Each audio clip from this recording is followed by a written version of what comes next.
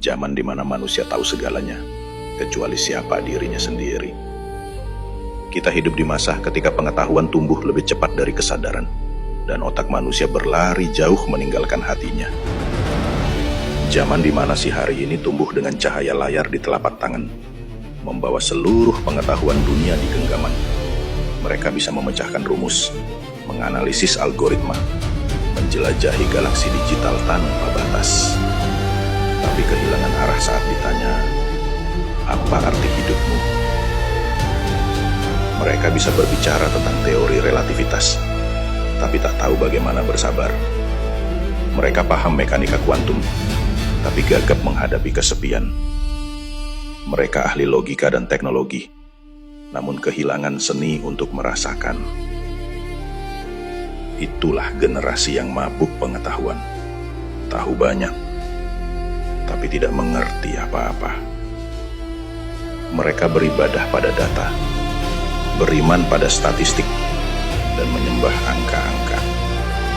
Segalanya diukur, segala hal ditimbang dengan logika efisiensi.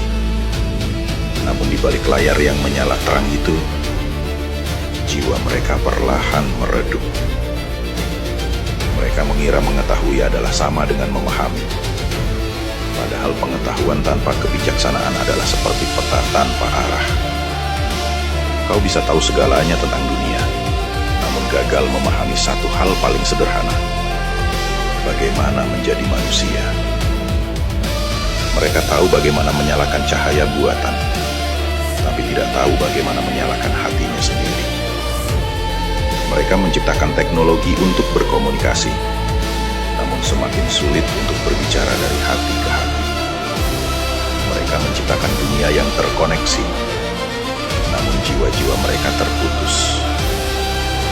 Mereka lupa bahwa pengetahuan seharusnya membawa kesadaran, bukan kesombongan.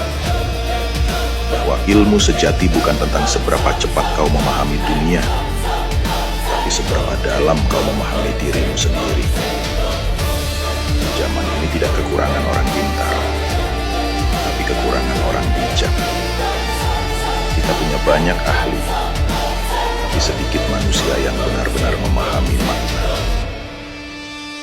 Karena kebijaksanaan tidak lahir dari otak yang tajam, melainkan dari hati yang pernah terluka dan belajar. Maka jangan bangga karena kau tahu banyak. Banggalah jika kau mengerti kapan harus berhenti, kapan harus mendengar, kapan harus diam untuk memahami. Karena ilmu sejati bukan tentang menaklukkan dunia, tapi tentang menaklukkan dirimu sendiri. Generasi ini akan selamat bukan karena mereka tahu segalanya, tapi karena mereka belajar menyatukan akal dengan nurani. Karena sains tanpa kesadaran akan kehilangan arah, dan iman tanpa pengetahuan akan kehilangan pijakan. Hanya ketika keduanya bersatu, manusia kembali utuh. Dan di sanalah akhir dari mabuk pengetahuan. Bukan ketika kita berhenti belajar, tapi ketika kita belajar untuk kembali menjadi manusia.